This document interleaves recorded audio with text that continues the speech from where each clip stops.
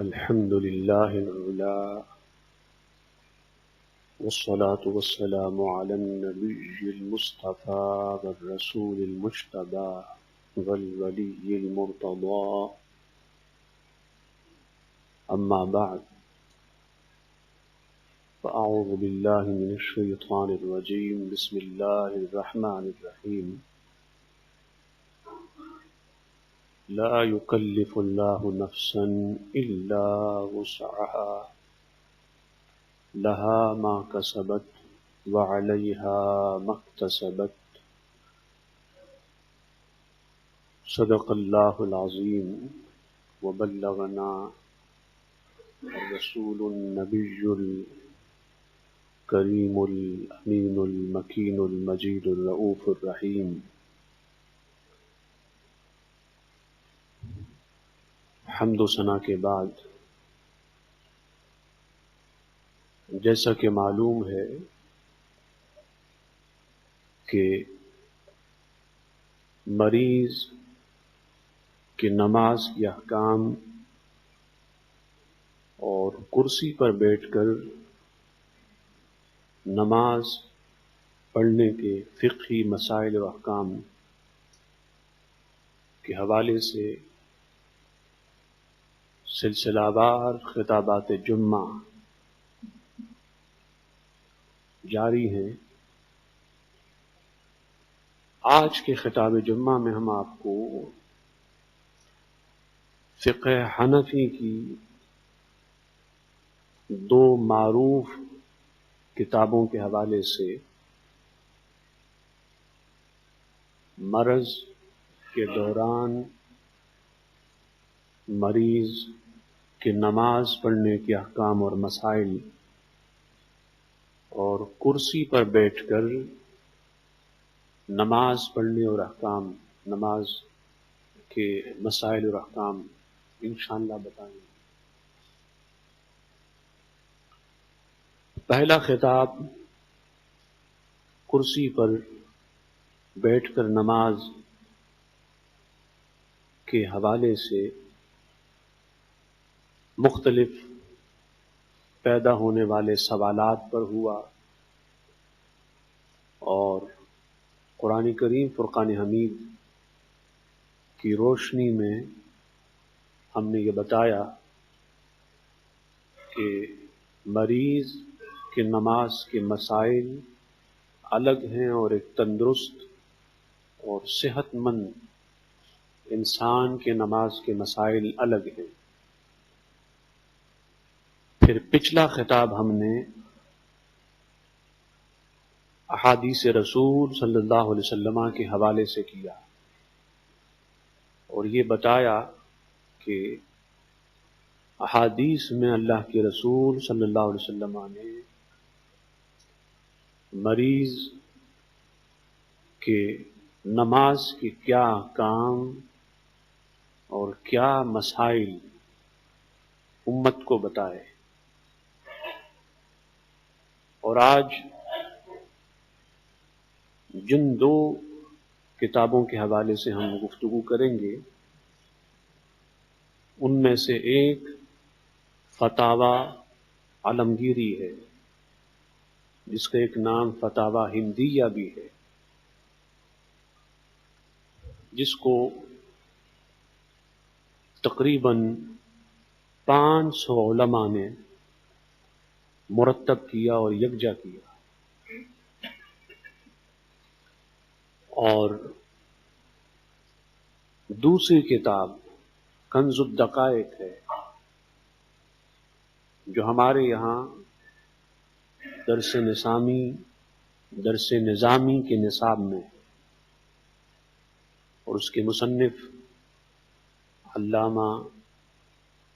محمد عبداللہ بن احمد بن المحمود النصفی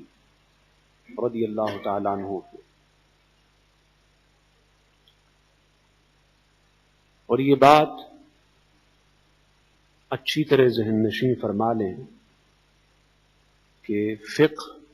چاہے وہ فقہ حنفی ہو یا فقہ مالکی ہو یا فقہ شافعی ہو یا فقہ حنبلی ہو، یا کوئی اور فقہ ہو، اس کی بنیاد قرآن اور حدیث پر ہے۔ فقہ کا پہلا بنیادی ماخذ اور مین سورس قرآن ہے، اور اس کے بعد دوسرا بنیادی ماخذ اور مین سورس وہ حدیث ہے، حضور علیہ السلام کی مختلف احادیث ہیں۔ ہوتا یہ ہے کہ فقہ میں وضاحت ہوتی ہے، ایکسپلینیشن ہوتی ہے، قرآن کی آیات کی اور مختلف احادیث اور روایات کی توضیحات ہوتی ہیں، تشریحات ہوتی ہیں، اور تفہیمات کا سلسلہ ہوتا ہے، اور تنقیحات کا ایک لمبا باب ہوتا ہے۔ تو باب المریض میں یا باب صلاۃ المریض میں جتنے بھی فقہی احکام اور مسائل بیان ہوئے،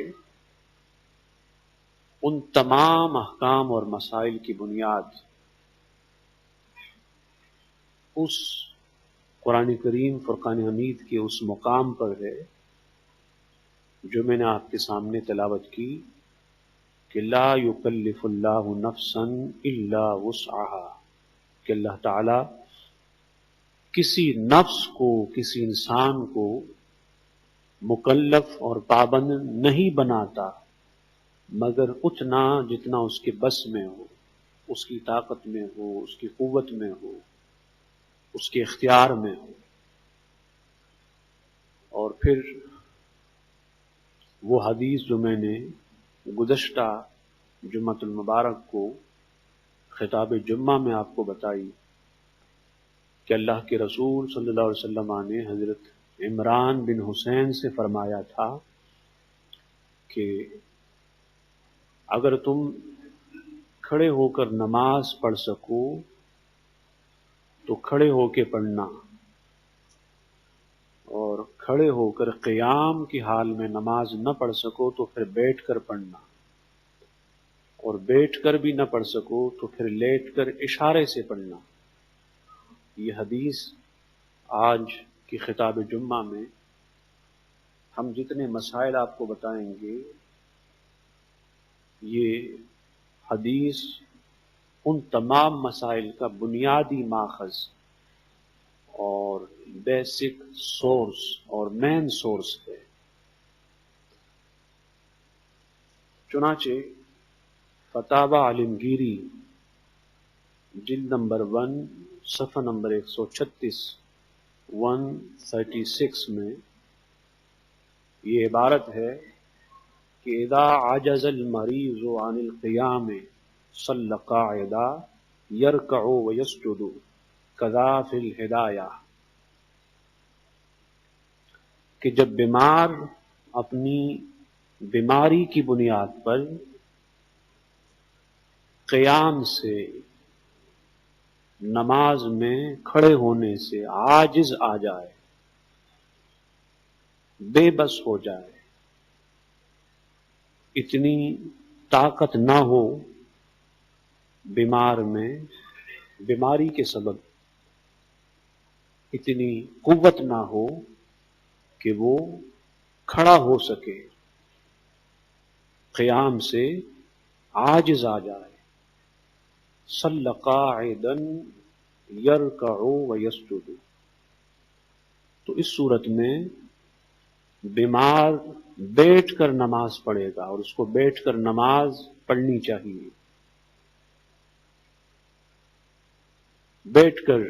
رکوع بھی کرے گا اور سجدہ بھی کرے گا۔ سو وہ بیمار جو بیٹھ کر نماز پڑھ سکے، رکوع اور سجدہ کر سکے، اسے کرسی پر بیٹھ کر نماز پڑھنے کی اجازت نہیں ہے، کرسی پر بیٹھ کے نماز پڑھنے کی پرمیشن نہیں ہے، اس حال میں کہ جب وہ زمین پہ بیٹھ سکتا ہے، رکوع بھی کر سکتا ہے زمین پہ اور سجدہ بھی کر سکتا ہے۔ تو اس صورت میں اگر اس نے کرسی پر بیٹھ کے نماز پڑھ لی تو اس کی نماز ادا نہ ہوئی، اسے چاہیے کہ وہ اس نماز کو ریپلیس کرے، پھر سے ادا کرے اور اس کی قضا کرے۔ وَأَصَحُّ الْأَقَاوِيلِ فِي تَفْسِيرِ الْعِجْزِ أَنْ يَلْحَقَهُ بِالْقِيَامِ ضَرَرٌ وَعَلَيْهِ الْفَتْوَى كَذَا فِي مِعْرَاجِ الدِّرَایَةِ۔ اب سوال یہ ہے کہ عاجز آنے کا مطلب کیا ہے، بے بس ہونے کا مطلب کیا ہے، قیام سے عاجز آنے کا مطلب کیا ہے، قیام کی قدرت نہ ہونے کا، طاقت نہ ہونے کا، قوت نہ ہونے کا، اور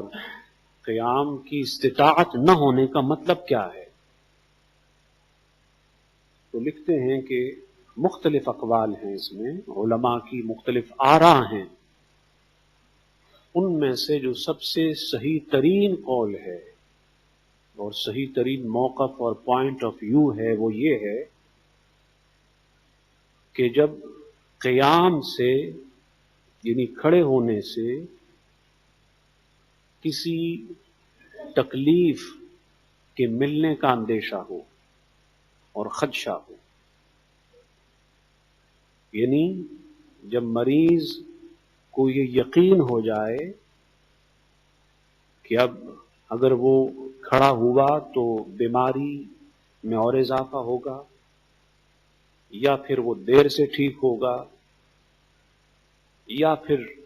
قیام شدت تکلیف کی وجہ سے اور شدت درد کی وجہ سے اس کے لیے ممکن نہ رہا، تو یہ ہے قیام سے عاجز ہونے اور بے بس ہونے کا معنی اور مفہوم۔ اور فرماتے ہیں وَكَذَلِكَ إِذَا خَافَ زِيَادَةَ الْمَرَضِ او ابطاء البر بالقیام او دوران الرأس قضا فی التبیین۔ پھر اس کی مزید وضاحت کی کہ اگر یہ ڈر ہو اور یہ خوف ہو کہ اگر وہ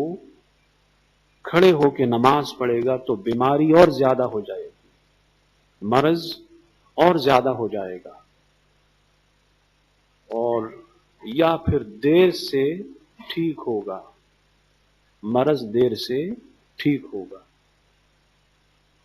یا پھر اگر وہ کھڑا ہوتا ہے تو کھڑے ہونے کے دوران اس کو چکر آتے ہیں، اس کا سر گھومتا ہے، چکر آنے لگتے ہیں۔ سو اگر یہ صورت ہے کہ اگر یہ ڈر ہے کہ بیماری دیر سے ٹھیک ہوگی یا پھر مرض اور زیادہ ہوگا،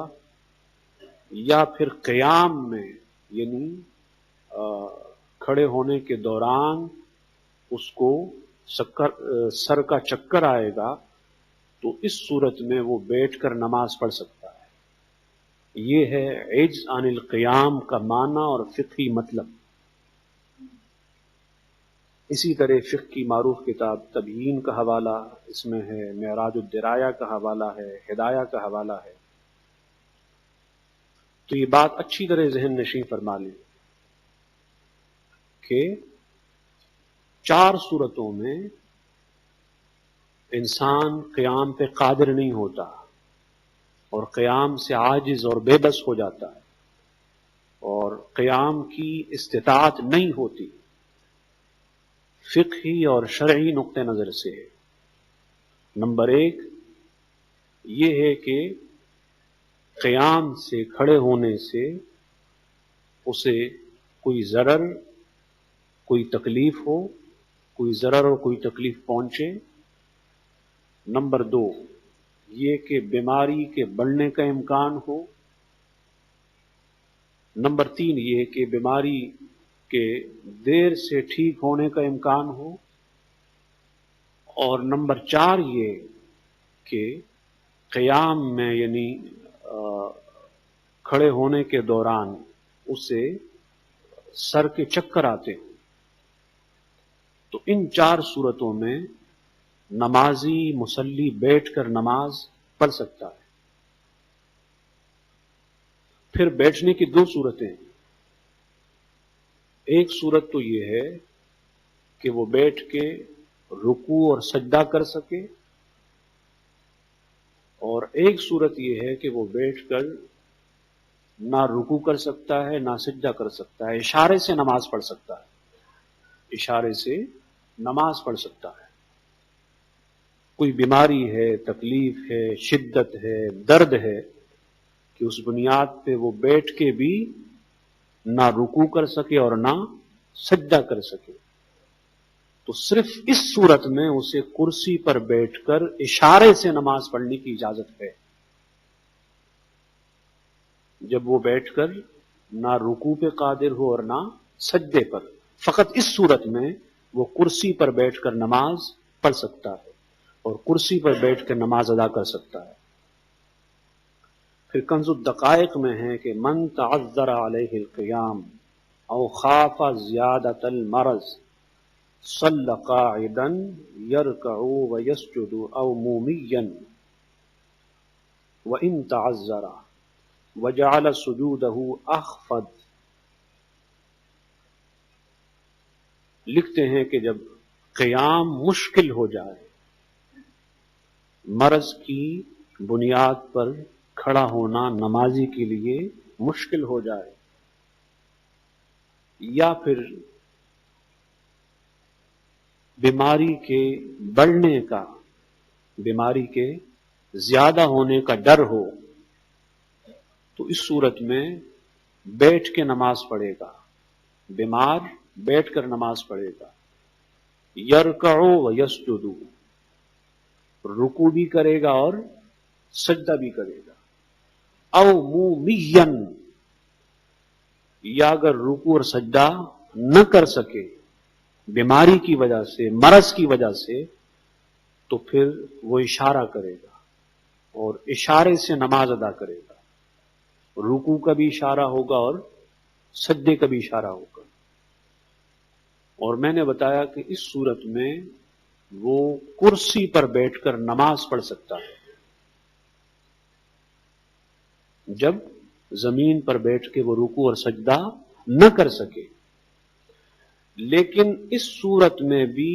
کرسی کے بجائے افضل یہ ہے، زیادہ اچھا یہ ہے کہ وہ زمین پر بیٹھے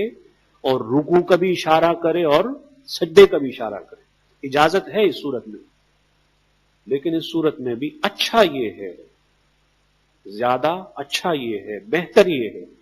کہ زمین پر بیٹھے اور اشارے سے نماز ادا کرے، اشارے سے رکوع اور سجدہ ادا کرے. اور فرماتے ہیں کہ وَإِن تَعَذَّرَ، اگر مشکل اور زیادہ ہو تو پھر اشارہ کرے، اشارے سے نماز ادا کرے. وَجَعَلَ سُجُودَهُ أَخْفَضَ مِن رُكُوعِهِ، اور سجدے کا اشارہ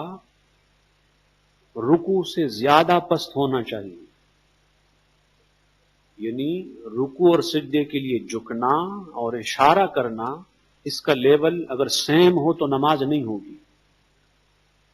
اگر سیم ہو تو نماز نہیں ہوگی.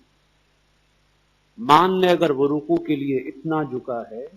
تو سجدے کے لیے اس سے زیادہ جھکنا چاہیے. لیکن اگر وہ یکساں جھکا اور اشارہ یکساں ہوا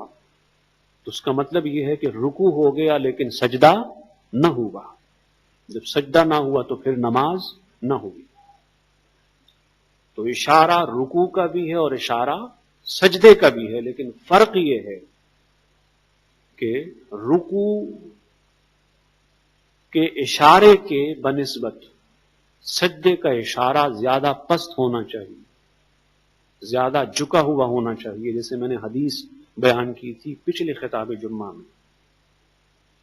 اور ایک خاص بات ذہن نشین کر لیں، وَلَا يَرْفَعُ إِلَى وَجْهِهِ شَيْءٌ يَسْجُدُ عَلَيْهِ، ایسا نہ ہو کہ وہ کوئی چیز اٹھا لے، کوئی چیز، تکیا یا لکڑی یا تختہ یا کچھ اٹھائے اور اس پہ سجدہ کرے. اس کی اجازت نہیں ہے. میں نے پچھلے جمعے میں حدیث کے حوالے سے بتایا تھا کہ حضور علیہ السلام نے اس بیمار سے تکیہ لے کے اسے پھینک دیا، اور اس طرح لکڑی لے کر اس لکڑی کو بھی پھینک دیا تھا۔ تو اگر اشارے سے نماز پڑھ سکتا ہے تو رکوع کا بھی اشارہ ہے اور سجدے کا بھی اشارہ ہے۔ اس کو یہ اجازت نہیں ہے کہ دوران نماز کوئی تکیہ یا لکڑی اٹھا کر اس پہ سجدہ کرے، اس کی اجازت نہیں۔ سو اگر اس نے ایسا کیا، کوئی چیز اٹھائی اور اٹھا کے اس پہ سجدہ کیا، تو اچھی طرح ذہن نشین فرما لیں اس کی دو صورتیں ہیں۔ کیا؟ تو اس کی دو صورتیں۔ ایک صورت تو یہ ہے کہ اس نے اس چیز پر سجدہ کیا اور سر کو بھی جھکایا، سر کو بھی، فار ایگزامپل یہ سمجھ لیں یہ ہاتھ تختہ ہے، لکڑی ہے، اور میں اس پہ سجدہ کر رہا ہوں، اور سجدے کے لیے میں نے سر کو بھی جھکایا اور سر کو جھکا کے سجدہ کیا، تو اس صورت میں سجدہ ہو جائے گا۔ لیکن اگر سر کو نہ جھکایا، سر ویسے کا ویسا رہا، میں نے لکڑی اٹھا کر یا تکیہ اٹھا کر یوں رکھا سر پہ اور سجدہ کیا، تو سجدہ ادا نہ ہوا۔ یہ بات سمجھ گئے کہ اگر وہ چیز جس پہ بیمار نے سجدہ کیا، سجدہ بھی کیا اور سر کو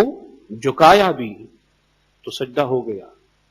لیکن اگر اس کا سر اپنی جگہ رہا،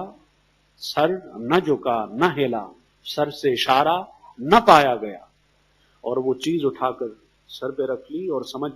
سمجھتا ہے کہ سجدہ ہو گیا، تو اس صورت میں سجدہ ادا نہ ہوا، اور جب سجدہ نہ ہوا تو پھر نماز ادا نہ ہوئی۔ اس لیے کہتے ہیں کہ وَلَا يَرْفَعُ إِلَى وَجْهِهِ شَيْءٌ يَسْجُدُ عَلَيْهِ فَإِنْ فَعَلَ وَهُوَ يَخْفَضُ رَأْسَهُ صَحَّ وَإِلَّا لَا، کہ کوئی ایسی چیز نہ اٹھائے دوران نماز کہ جس پہ وہ سجدہ کرے، خواہ وہ کوئی بھی چیز ہو، کسی بھی شکل میں ہو، کسی بھی صورت میں ہو۔ لیکن اگر اس نے ایسا کیا، وَهُوَ يَخْفَضُ رَأْسَهُ، اس حال میں کہ اس نے سر کو بھی جھکایا، سر کو بھی پست کیا، صحّ، سجدہ ہو گیا، وَإِلَّا لَا، لیکن مطلب یہ ہے کہ وَإِن لَمْ يَخْفَضْ رَأْسَهُ، اگر سر کو نہ جھکایا اور سر کو پست نہ کیا اور وہ چیز اٹھائی اور اس پر سجدہ کیا، تو اس صورت میں سجدہ ادا نہ ہوگا،